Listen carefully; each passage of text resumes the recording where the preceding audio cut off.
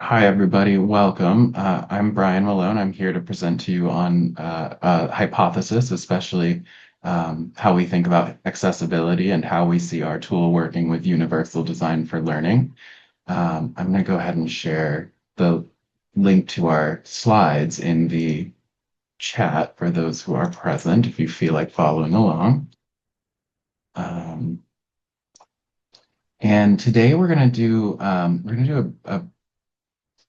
it's a little bit out. We're going to actually, maybe it's not out of order. We're going to talk a little bit about student retention and success, just kind of setting the stage for some of this larger discussion. We'll do a brief review of hypothesis that's going to go over just basic function of the tool and how you set up an assignment in Blackboard Ultra. And then we're going to discuss a little bit about UDL, its relationship to student success and retention, um, and then how social annotation can meet the principles of UDL. I have some assignment examples, and we'll also just talk a little bit about accessibility hypothesis, and we'll have some time for discussion and Q&A as well. Um, and I will with that. So, as I mentioned, I'm Brian Malone. I'm in the Hartford, Connecticut area. I joined Hypothesis in November last year. Um, so, I was an instructional designer for about 4 years at a couple different institutions. And then I started off as a college English professor. So, I did writing of all kinds, academic, personal, professional. And I also taught linguistics and advanced grammar. So that's just a bit about me, and I'm happy to be with you all at UDC. So just to sort of start talking about student retention and success, um, I'm going to throw these terms around, and I just want to make sure I'm clear on what I'm talking about when I say these terms. But student retention is defined by the number of returning students, usually measured by fall-to-fall enrollment. And then in our case, when I'm talking about student success, I'm talking specifically about academic achievement, persistence and progress toward degree completion, career readiness, post-graduation, employment outcomes, and personal growth and self-efficacy. So all that's kind of wrapped up into what I mean when I say student success. And these numbers are out of date now. I think our what we anticipate doing is on a year by year basis, we update these numbers. And so we are looking for our fall 25 numbers. And as those become available, we'll update this. But as of fall 2024, we were starting to see enrollment and retention rates recover from some post-COVID drops. But freshman enrollment was still down 5% and 10% for high school students with Pell Grant and a high Pell Grant population. And although their enrollment numbers are increasing as of fall 2024, Hispanic, Black, and multiracial students have historically had lower retention and persistence rates than white and Asian students. And approximately 20% of undergraduates report having a disability. And I share all of this because Hypothesis is a tool that is very focused on building community in a classroom, which is making students feel like their presence in the class matters, that their voices are heard, that their professor is present and cares about them specifically being in the class. And all of these things are absolutely key to retention and persistence rates. And so we are a tool that is trying to accomplish that through social annotation. And we also have designed our tool with principles of universal design for learning in mind, which of course is designing for all different needs that students might have and doing so proactively. So that takes the burden of self-reporting off of the students. And hopefully by design, we are creating a more sort of welcoming and inclusive environment from the start. So that's why we start with this brief sort of commentary on student success and retention. There are some ways that we, and I'm saying we as in we at Hypothesis, consider that ways we can respond. And those include meeting students where they are, offering flexible ways to engage, incorporating low stakes assessments, designing with accessible course materials in mind, and cultivating a community of belonging. So all of those things are things that the hypothesis tool specifically tries to do. And all of those things are things that we're going to talk more about as we get into the presentation. And I think I'm about ready to jump into the tool and do a brief demo, but just as a quick overview or reminder, Hypothesis is a social annotation tool, which means that we have students annotating over readings that their faculty members assign. But importantly, they're doing so in conversation with each other. So we say that Hypothesis makes reading active, visible, and social. I've been talking quite a bit about the social part, so maybe I'll work backwards here. The social part means this is community-based annotation. This is building relationships between faculty and students, and also students and other students, and creating that larger sense of community and feeling like my voice matters in the class, my prior knowledge matters in the class, and it matters that I specifically am here and part of this conversation. We try to make reading visible. That is, we get a bit more insight into the reading and literacy process than we normally do, just because we see through their annotations that they're engaging.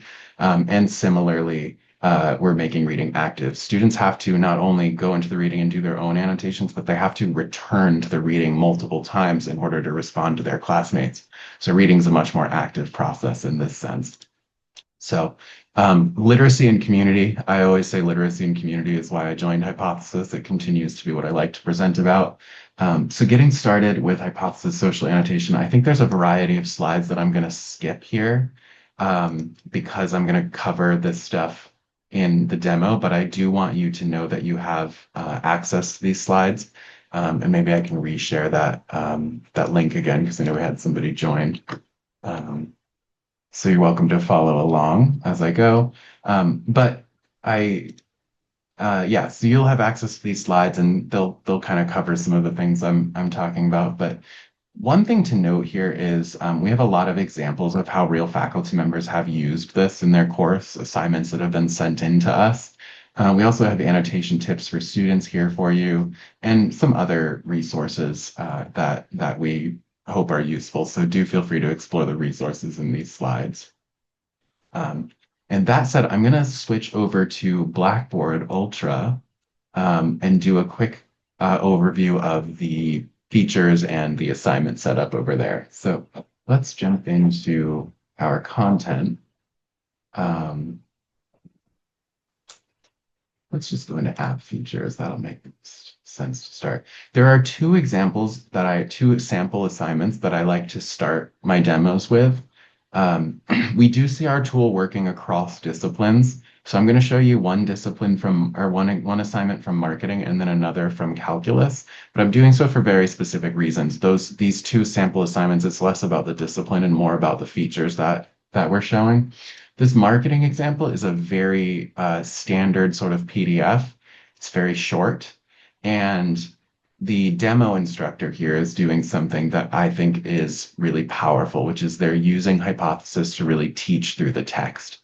They are leaving their own annotations and inviting students to respond to specific prompts and encouraging participation that way. So before I get into what the demo instructor is doing here, what we have up on the screen is the reading that the faculty member assigned. And on the right-hand side is the Hypothesis sidebar. And that Hypothesis sidebar documents all of the different annotations that have happened in this assignment so far. You can do a variety of things. You can search for specific keywords or people. You can also just click through the annotations on the actual document, and that will filter in the sidebar down to the annotations happening around that specific annotation. So this authentic pizza is highlighted in the text. If I select that, our tool is going to filter down to the conversation happening over that text. And then I can remove that filter and see the entire thing again. So this is a very, very short reading. And the reason I like to demo it is not only because it just shows you on a very basic level what the tool kind of looks like, but also because this faculty member is asking students to do a variety of things. The faculty members asked the students to provide a link to different surveys. Notice some replies are happening here. Students are leaving their links. The instructors also asked the students specific reflection questions. So why do you think Sharon reached this conclusion? What other conclusions would be reasonable? And we see some replies happening here as well. So this is just an example of how the students might respond to a specific prompt at a specific moment in the text and engage with each other. And so we also have them leaving a commercial. So the students have just left some embeds to YouTube videos. And what I'm sort of getting at here is that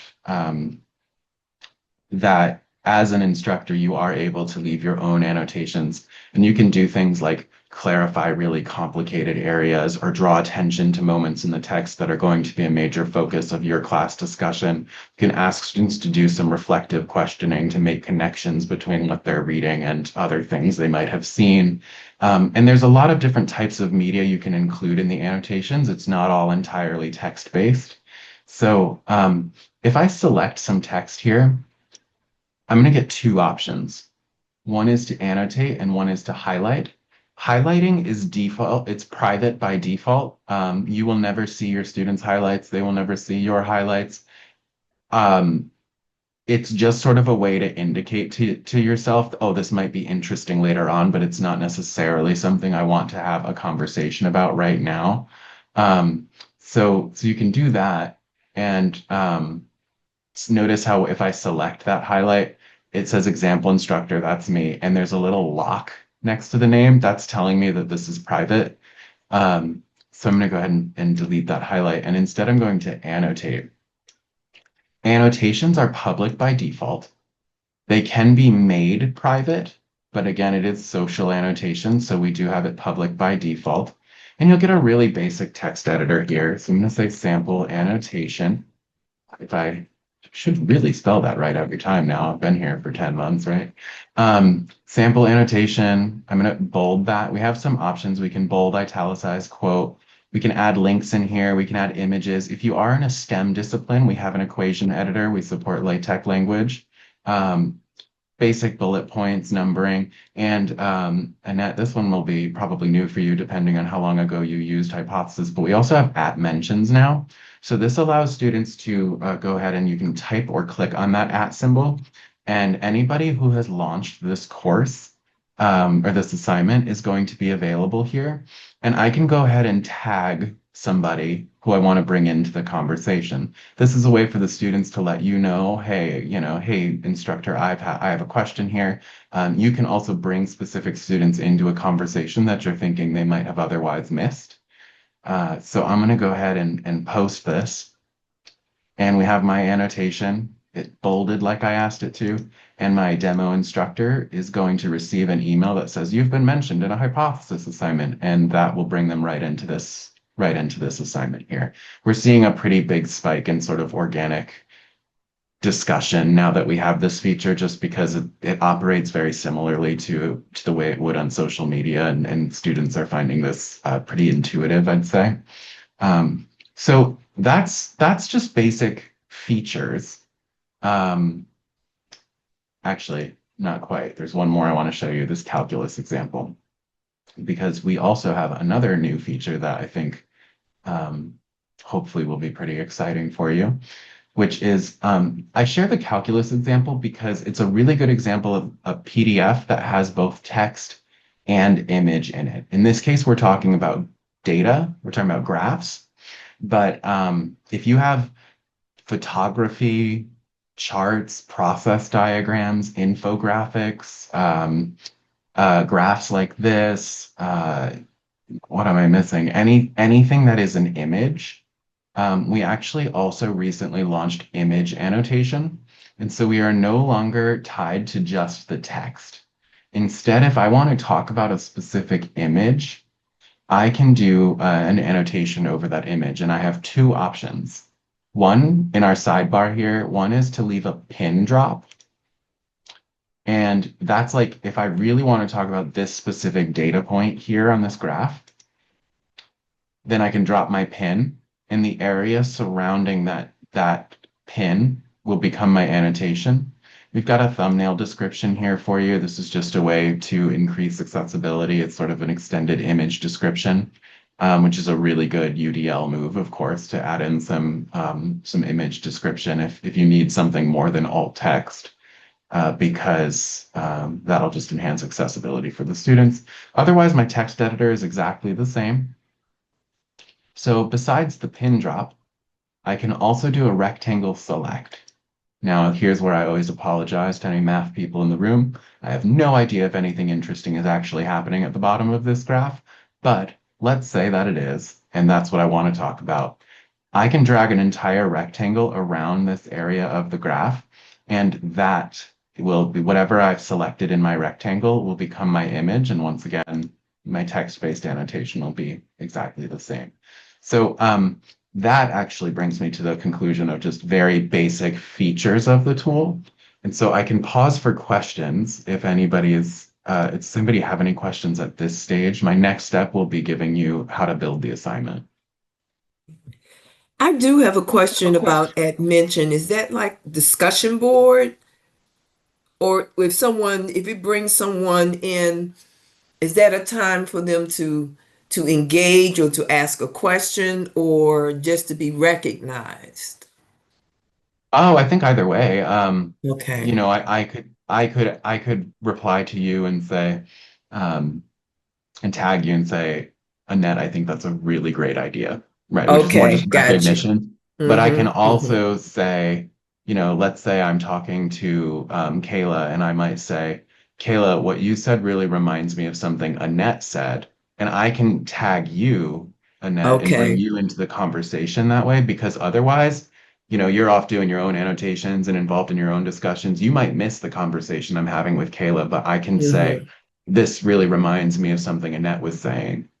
And now I can bring you into this conversation as well. So that's kind of how you might use it. Okay. Thank you. Yeah. Any other questions at this stage? I know some people joined late, so one thing I will share is that I'll be providing you with my one-on-one meeting scheduler, and you're welcome to schedule a one-on-one call with me too, so we can go over some of the stuff that you might have missed at the beginning. Um, okay, why don't I get into some assignment building then? Um, okay, so in Blackboard Ultra, um, I'm going to assume that people here are a bit more familiar with Ultra than I am. Full disclosure, all of my teaching has been done in Blackboard Original, and all of my instructional design work has happened in Canvas. But in addition to those, I train on Ultra and Moodle and D2L Brightspace. So I know how Hypothesis works in most of the major LMSs, but I'm going to assume you're a bit more familiar on the Blackboard side than I am. But you're going to select where you want to add your hypothesis assignment into your course. And you'll do that by hovering over these dividing lines where you can add that little plus sign is going to appear. So if I want to add the plus sign into this content area, I'm sorry, if I want to add my hypothesis assignment into this content area, I'm going to hover over the, the, the dividing line that I want to use. And I'm going to hit that plus icon. And from there, I'm going to go into my content market. I will also be providing you with a help article that will review this step by step, so don't feel like you have to remember every single button I've clicked. I just want you to kind of have a vague sense of things. But in my content market, um, you will have just one hypothesis LTI, I'm assuming. But it's very kindly, my team has given me about 800 here. And every single time I demo this, I always forget which one I'm supposed to use. I think it's production, so we're gonna hope this works, okay? Because all the other ones are broken. You'll have just the one. Now, the important step here, and our biggest technical issue with Blackboard Ultra is people just kind of select anywhere in this whole box here. For some reason, you have to select the little plus sign in the bottom right. I don't know if that's normal for external tools in Ultra or not, but that is the only way this is going to work. So that little plus sign in the bottom right. Um, and when I've added that, my hypothesis assignment will appear where I asked it to appear. It's going to be hidden by default, but I'm going to open that up now. And Um, this is where I will have my option to tell Hypothesis where I want to pull my file from. I've been talking about PDFs this whole time. Our most typical use case is PDFs, but we actually support, actually, Kayla, do you know if you all have the JSTOR integration at UDC? I can I check believe after so. if We you're not sure. do. Yeah. If you do, then if you can grab a stable link from a JSTOR article, we can actually annotate those. Um, we can also work over YouTube videos as long as your YouTube video has an accurate transcript. Um, the annotation activity will actually happen over the transcript. We support Google Drive and OneDrive, and we can also work on URLs. So any live publicly available website can be annotated. Your annotations remain completely private to the group, to the class space. It's not like they're available online or anything like that. We limit everything to just the people in your course. Nobody outside your course will ever see any of these annotations anywhere. But we can work on a publicly available URLs. Most typically we see PDFs though. And so for that reason and ease of demo, I'm just going to select a Blackboard PDF. So this would be a PDF that I've already uploaded into my Blackboard course.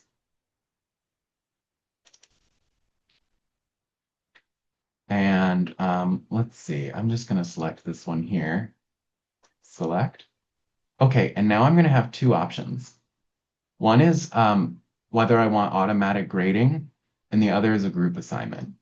So I'll start with a group assignment. This is really popular for people who have very short readings or very large enrollments because they want to, a lot of times faculty want to mitigate the sort of number of student or number of annotations students are exposed to, because you can imagine in a large enrollment class, a short document might become pretty cluttered pretty quickly. So I'll see people divide students into reading groups. The key is you have to build your groups into Blackboard Ultra prior to building this assignment. As long as you do that, our tool will recognize any of the groups that you have built into your course space. Um, Otherwise, your other option is automatic participation grading. I'm not going to go super in depth into this right now just because I want us to focus on the UDL aspect of today's talk, UDL and accessibility. But I do want you to know this exists. This is another pretty new feature, and I want to emphasize a couple of things. The word automatic. All that our tool does is automatically tally the number of annotations and replies that a student leaves. And then we suggest a grade based purely on simple division. So if you build an assignment and you ask for 5 annotations and replies, I'm your student, I give you 4. The tool is going to say 4 divided by 5, that's an 80%. There is no AI here, there's no quality review, just simple division. So it's participation-based grading. Now, I have faculty members who like to do their own quality review, of course. And so I want to emphasize our tool just suggests a grade. We do not automatically send the grade back to your gradebook. So what I'll see a lot of people do in large enrollment classes in STEM fields, I'm starting to see that this automatic grading is really popular, and people will actually just sync the grades back to the gradebook. But in more sort of standard enrollment courses, I'm seeing one of two things happen. One, people simply don't turn this on. It is completely optional. You do not have to use it. The other thing I'm seeing people do is turn it on and then use the grade that's recommended just as sort of an at a glance sense of how much engagement I'm getting on this particular assignment. And then they'll go through and manually enter grades based on the quality of the annotations. So I think of it more as a source of data or a source of input, more so than an actual grade. You can, of course, send these grades back to the gradebook, but we will not automatically do that for you. So quality review and evaluation is still completely in your control. Again, I'm not going to go too far into that today just because we want to focus on some other topics. But if you're interested in this, please do set up a one-on-one call with me and I will go into that way further and show you how evaluation works and everything. I'm going to hit continue here.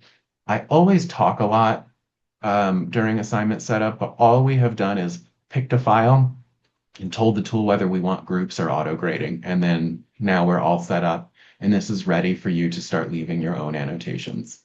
So we have a nice clean PDF ready for you to annotate. Now within my Blackboard space is where I'm going to want to make sure I come back in and edit the assignment because I want to, make it visible to the students. And then the other thing is we can add in some instructions in here. And then you do, especially if you're using the auto grader, or really if you plan on evaluating at all, you'll want to make sure you create a gradebook entry for this item. And in here, you'll be able to say how many points you want this to be worth. If you're using any groups, you can assign this to certain groups. Your point system, all that stuff that you're used to doing on a Blackboard assignment is still available to you. But do make sure that just so Blackboard Ultra knows that they should be looking for input from hypothesis, you want to make sure there's a gradebook item attached. So I'm going to cancel that. I'm actually going to go ahead and delete our assignment that we made here just to not clutter our demo environment too much. And I'm going to go back into our slideshow because I want to use the rest of our time to really talk about the content for today, which is UDL and accessibility. Before I get back into all of that, does anybody have any questions that they want me to just sort of review from anything I just talked about? I do have one question, and because, like I said, I just needed a refresher. So when I pull my article, once the student starts annotating, then the right column will show their name and what they annotated, and if there are any duplicates, that will be shown as well. Can you tell me what you mean by duplicates? If someone annotates the same thing, or does that happen? Oh, as in if you and I both annotate the same line of text? Yes. Absolutely, it'll show both of our annotations. Okay. All right. Okay. Okay. Yeah. Um, yeah. Any other questions?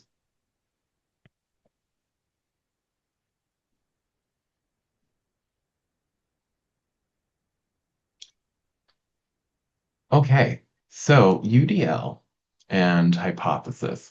UDL refers to Universal Design for Learning, and I'm not going to, that is a whole separate framework for teaching, and there's a whole website and all kinds of resources online about this. So what I'm doing today is speaking to how hypothesis responds to what Universal Design for Learning asks us to do on behalf of students. So UDL is, I'm just gonna give you the very, very high sort of sentence level overview here. It asks us to do a few things. UDL asks us as educators to provide multiple means of engagement in the course, multiple means of representation, and multiple means of action and expression. What this means is for multiple types of engagement, they're asking us to give students different ways to participate. So this is like I raise my hand in class. That's one way to participate. But another could be hypothesis, social annotation, discussion, activity. So it's providing another avenue for engagement within the course. The course, it's also calling us to offer different means of representation. So this is course materials for your students to consume. This could be just different types of course materials. So multimedia as well as readings, all and other sorts of input. So hypothesis tries to offer, we have images, we can also do video embed. So we're just trying to meet that call by allowing more than just text-based annotation. And then action and expression refers to offering varying types of assignments through which learners will be assessed. The main idea here is instead of the sort of traditional model where we have a whole class and then there's an exam or two that's worth the entire grade, we're providing students more chances to demonstrate learning throughout the learning process, and we're scaffolding learning to help them succeed in those higher stakes assignments. That's what we really see Hypothesis used for, is to present new content to students. And we're seeing them engage with it for the first time. So we're not looking for polished essay length annotations. We're not even looking for accurate analysis in the hypothesis annotations. What we're looking for is evidence of engagement, and we're going to reward participation. But we also have a chance for, if I'm your student and I try to do an analysis of something you've provided in my annotation and I'm way off base, you can still give me the credit for that participation, but you can also come in and with your own annotation sort of redirect me so that you've caught that misunderstanding early on, and now you're directing me down a better, sort of more accurate interpretation of what you've provided. So it's a formative assessment. Um, it's a way to get students some feedback earlier on in the learning process. Um, so that's what Universal Design for Learning calls on us to do. It's asking us to design our course materials and assessments proactively so that students with all sorts of different needs can sort of have those needs addressed without the obligation on them to self-report. And this is especially important when it comes to conversations around accessibility and disability. Um, so something as simple as providing alternate text on images would help a student who is blind and using a screen reader to navigate your course, and doesn't mean the blind person has to come to you and say, um, hey, I can't access any of this material. If you've already done that proactively, then they find that they're able to engage in the course on their own. And so those are the kinds of changes that Universal Design for Learning is asking us to make. And Hypothesis is in a few different ways trying to help you proactively design your course. So, and that brings me to how Hypothesis can help. So when it comes to multiple means of engagement, yeah, we'll just focus on the sort of check marks here. Hypothesis offers an alternative way to engage. Again, instead of me having to raise my hand in class, I can participate through the annotation activity. It offers a method of community building. We talked quite a bit about that at the beginning. And it offers students the opportunity to see themselves as knowledge creators. This is really important to break down that traditional model of professor is expert and students will receive that knowledge through sort of lecture or something like that. It actually allows students to collaborate, to learn together, to bring any prior knowledge they have into the course, and to do some investigation. You can train students on how to research and investigate, and social annotation can facilitate that and also develop students a sense of like, no, I'm a person who has knowledge and can uncover knowledge and reinforce that knowledge through community. So those are the kinds of opportunities we're trying to create here. We also have some features that are meant to support neurodivergent learners from the start. Just by design, Hypothesis allows students to choose when and how they engage in a way that works best with them. So they can come in and do the reading. Then they can take a break, come back and leave their annotations, or they can come in, do their annotations as they read, and they can choose when they're going to come back in and respond to classmates as well. We also have the ability to hide and reveal the markers on the page. So all of those like highlights and rectangles and pin drops that are all over the reading, that can be quite distracting, but we do have an icon in the sidebar. It looks like an eye that allows students to turn those off. And then they'll come back on when students leave their own annotations. But if they're trying to just do the reading or analyze an image without all of the other students' annotations kind of cluttering their view, they have the ability to remove those, which I think is especially good if you're teaching image annotation, because that's a lot of student annotations over the same image. And If you're doing an image analysis, you may want to make sure students know that they can remove all those other annotations, and then kind of turn them back on once they leave their own, just because it makes it easier to analyze an image if there's not a bunch of stuff in my way. So as far as multiple means of representation goes, multimedia options offer a choice in what you annotate and how you annotate. So as I mentioned earlier, students can annotate using images. They can drop YouTube videos. We saw that in the demo of the marketing example. Students were just dropping commercials into their annotations. So we have some of those multimedia feature options. It also offers you, because you have the ability to teach through the text, you can do things like clarify vocabulary and concepts. And this is very different from, students do the reading and they come to class and then we start talking about things, or you give a lecture. You're actually able to anchor your comment directly in the text so there can be no confusion about what you are specifically clarifying for them. And this also offers you have the ability through your own annotations to guide the students through the reading. Again, you can annotate over key concepts and patterns, and you can clarify difficult ideas for them, all that kind of stuff. So these are all things that you have the ability to do through your own annotations. And then, well, we talked about YouTube and JSTOR and those sorts of things, but just multiple means of representation. This is a good screenshot, though, if you're interested in our ability to annotate over YouTube videos. It would look something like this. Notice we have the YouTube video on the far left. In the center column, we have the transcript. And in the right hand, we have the hypothesis sidebar. And this annotation doesn't actually show the highlights in this screenshot, which is a bit of a downside. But the annotations here are actually anchored in this transcript. Um, and so that's just a good sort of image of what it would look like if you had a YouTube assignment. Um, Okay, and then we talked about this. These screenshots are just showing you examples of students that left annotations with videos or images embedded.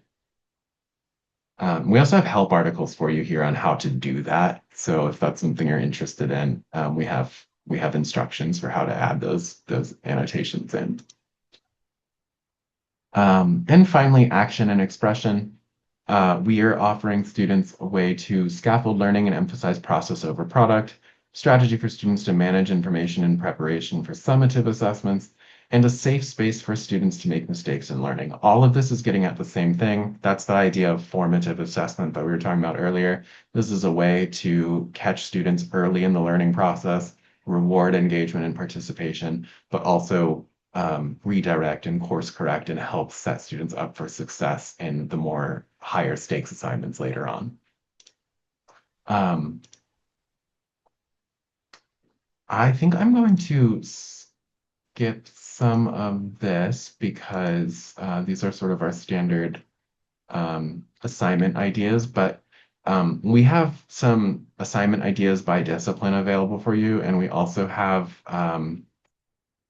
what am I looking for? Oh, the general annotation assignment. This is a template that I highly recommend. It provides a purpose statement and some instructions.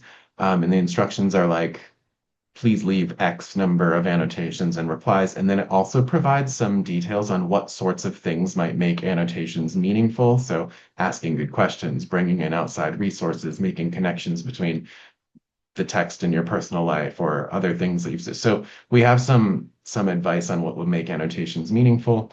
And then it ends with a bit of tech support for students. So if you just want a template for instructions to kind of get started, that is a good one. And I wanted to make sure you all knew that was available to you in the slides. So I'm going to sort of wrap up today by talking about accessibility in UDL, and we'll focus specifically on hypothesis and what we do on the accessibility front. Accessibility is referring to ensuring that students with disabilities can participate in learning activities equitably. When designing for digital accessibility, Hypothesis is aware of tools like screen readers, text-to-speech functions, color blindness simulators, and we follow the WCAG guidelines. So I think it's 2.1 is 2.1 the sort of benchmark level. I don't know if people on the call are familiar, but I used to mess up and say 2.2. We meet the 2.1 benchmark for digital accessibility, and that's something we take pretty seriously. And we have more information available about that through articles on our website as well, which I think are in these slides. And accessibility is different from UDL, which is that Universal Design for Learning framework that we were talking about before. And that is a framework for proactive design meant to include all learners. The goal here is that fewer students have to self-report a disability or seek accommodations. So if we are designing our course with UDL in mind, we are meeting accessibility needs. That's kind of the relationship here. Yes, this will give you information about accessibility at Hypothesis and our screen readers and just different things we do to emphasize accessibility in our tool. And that actually is going to bring me to the end of our presentation. You all are members, you are all considered Hypothesis partners already because UDC has an agreement in place with Hypothesis. So as Hypothesis partners, you get all kinds of things, including tech support from our very responsive support team. They're like, I am somebody that does not like to email things that say support at, because it feels so anonymous, but they're very quick. If you want a really quick response, you should email them before you email me. um, we also have a video like blog series for you, actual blogs, webinars, all kinds of things. But what I really want to tell you about is our Hypothesis Academy.